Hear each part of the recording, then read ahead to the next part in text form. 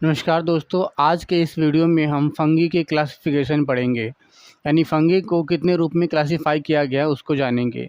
वैसे फंगी को तो मेनली 9 कैटेगरीज में कैटेगराइज किया गया, जितने ही फंगी सभी को, लेकिन उनमें से केवल 4 ही ऐसे फंगी है, 4 ही ऐसे कैटेगरीज है फंगी के जो मेडिकली देखा जाए तो इम्पॉर्टेंट है और उससे कोई डिजीज़ होती है या डिजीज़ कॉजिंग जो है जिसके बारे में हम जानेंगे। आज उनके बारे में थोड़ा डिटेल से समझेंगे, बाकी के बारे में नहीं समझेंगे क्योंकि मेडिकल में उसका यूज़ कम देखा गया है।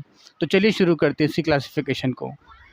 देखिए, फंगी के जो क्लासिफिकेशन किया गया है इसमें जो मेन 4 कैटेगरीज है उसको हमने लिया है। पहले का नाम है एस्कोमाइसेट्स, दूसरे का नाम है बेसिडियोमाइसेट्स, तीसरे का नाम है जाइगोमाइसेट्स और चौथे का नाम है ड्यूटेरोमाइसेट्स।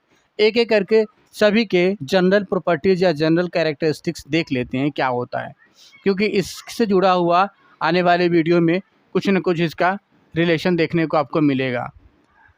एस्कोमाइसेट्स की बात करें तो इसमें सेक्सुअल स्पोर्स का फॉर्मेशन होता है within a sac like structure, जिसको एस्कस के नाम से बोलते हैं। यानी कि इसमें सेक्सुअल जो स्पोर्स होते हैं वो बनते हैं, स्पोर का प्रोडक्शन होता है एक सैक के अंदर ही, और उसको एस्कस के नाम से बोलते हैं। सेक्सुअल जो स्पोर्स होते हैं उसको हम एस्कोस्पोर के नाम से भी कहते हैं। एसेक्सुअल जो रिप्रोडक्शन होता है बाय सिंगल सेल्ड या मल्टी सेल्ड कोनिडिया के थ्रू होता है। यानी कि ये या तो सिंगल सेल के थ्रू होता है या फिर मल्टी सेल के थ्रू। तो जो एसेक्सुअल रिप्रोडक्शन होता है उसमें जो मोड है वो कोनिडिया का फॉर्मेशन उसमें करता है। एस्कोमाइसेट्स है आर ऑल्सो नोन एज सैकमाइसेट्स, इसको सैकमाइसेट्स के नाम से भी जाना जाता है। हाइफा आर जनरली सेप्टेटेड, यानी इसके अंदर जो हाइफा होता है वो जनरली सेप्टेड होता है। ये अलग अलग रूप में हाइफा इसका जो होता है जनरली सेप्टेड होता है। और इसके एग्जांपल के तौर पे देखें तो जैसे कि सैक्रोमाइसेस, अर्थ्रोडर्मा और गिबरेला, ये 3 ऐसे एग्जांपल है। इसके अलावा और भी एग्जांपल है जो एस्कोमाइसेट्स के अंदर आते हैं।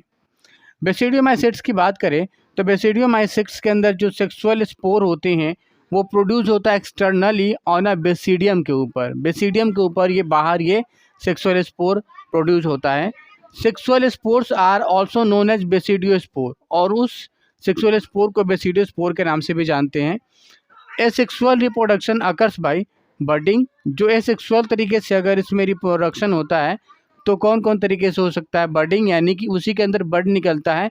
फ्रैगमेंटेशन यानी कि जिसके अंदर 1-2 में टूट जाता है या उसके कुछ पार्ट्स दूसरे में कन्वर्ट हो जाते हैं। कोनिडिया का फॉर्मेशन भी इसके अंदर होता है। They are commonly called as mushroom group, यानी जो हम मशरूम जो खाते हैं जिनकी सब्जी बनती है वो इसी ग्रुप के अंदर आते हैं। देखा होगा एक छतरी सी लगी हुई होती है, गोबर ओबर के आसपास ये लगता है मेनली ये, ठीक है। एग्जाम्पल्स के तौर पे देखें तो अमानिटा, अगारिकस और बेसिडिएला, ये इसके एग्जाम्पल्स में आते हैं। अगला ग्रुप है जाइगोमाइसेट्स। जाइगोमाइसेट्स की कैरेक्टरिस्टिक्स देखें तो इसमें जो सेक्सुअल स्पोर्स होता है उसको हम जाइगोस्पोर के नाम से जानते हैं।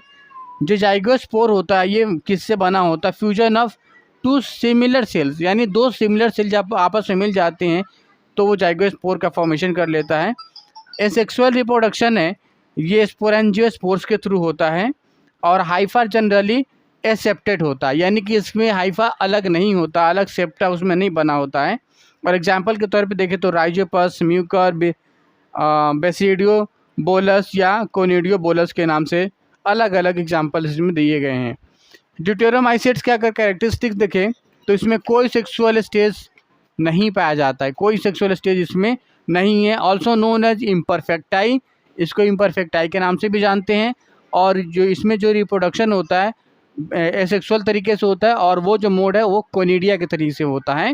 एग्जाम्पल के तौर पे अगर देखें तो इसमें कैंडिडा आ जाते हैं, क्रिप्टोकोकस आ जाते हैं, ट्राइकोफाइटोन आ जाते हैं, एपिडर्मोफाइटोन आ जाते हैं और हिस्टोप्लाज्मा आ जाते हैं। इस तरीके से क्लासिफिकेशन फंगी का हो जाता है। और जो हमें 4 ग्रुप हमें चाहिए मेनली फंगी के, जिसके बारे में हम स्टडी करेंगे और जिससे जुड़े हुए डिजीज या पैथोफिजियोलॉजी हम समझेंगे, वही 4 ग्रुप यही है और इसी में सारी चीज़ें आ जाते हैं। तो इसके बेसिक कैरेक्टरिस्टिक्स आप एक बार नोट डाउन कर लें और अपने पास रिमेंबर रखें ताकि आगे आने वाली वीडियो को समझने में आपको आसानी मिले। तब तक के लिए शुक्रिया।